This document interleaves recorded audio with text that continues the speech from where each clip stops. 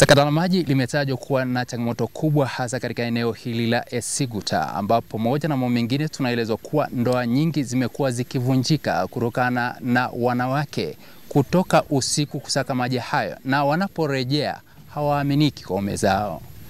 EATV tumelazimika kufika hapa wiki ya uzinduzi wa maji, ambapo pamoja na mambo mengine hapa wanasema kweli kabisa sisi kijiji cha Esiguta tulipata shida ya maji miaka mingi iliyopita. Tulikuwa tunatembea usiku kutoka kijijini kwenda polini, ambaye ni umbali wa kilomita 3.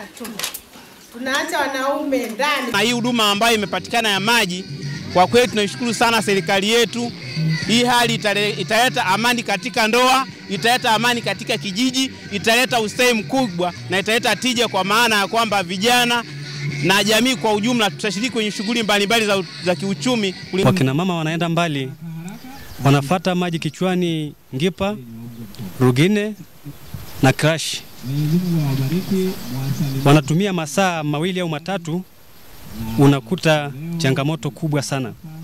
Diwani wa kata ya Dostose Hassan Benzi kufuatia mradi huo anatoa wito kwa wananchi hawa. Tulikuwa hatuwezi kuondoka Esiguta bila kuambiwa kero ya maji. Sasa tunashukuru sana leo kupitia serikali yetu ya Chama cha Mapinduzi na jitihada za viongozi wote wa wilaya.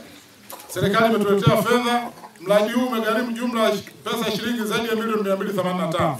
Una vituo 7 vya kuchotea maji, una mbauti ya kunyeshea mifugo. Kwa kweli kama endapo akitokea mtu anayehujumu, naomba siasa, nyinyi wanasiasa msije mkaomba kuwa tunaenda machie sana. Tunaomba hii miradi ambayo imetekelezwa, naomba tuitunze kama endapo huduma ikitokea.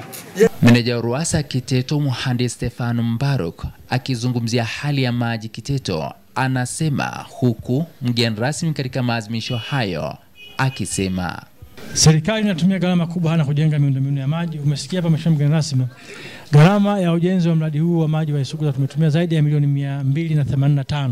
Sio fedha ndogo mheshimiwa mgeni rasmi. Hasa kuna shida kidogo ya utunzaji.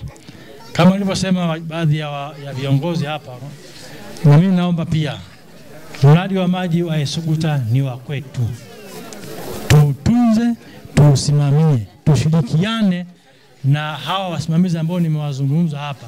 Hapa wananchi kwa kweli atakayezembea kwa wale ambao ni viongozi wenye kuhakikisha tunasimamia vizuri. Sawa? Sema najua cha kufanya. Sio? Mimi ni Mohamed Chumvi, askari wa mwamvuli wa EATV.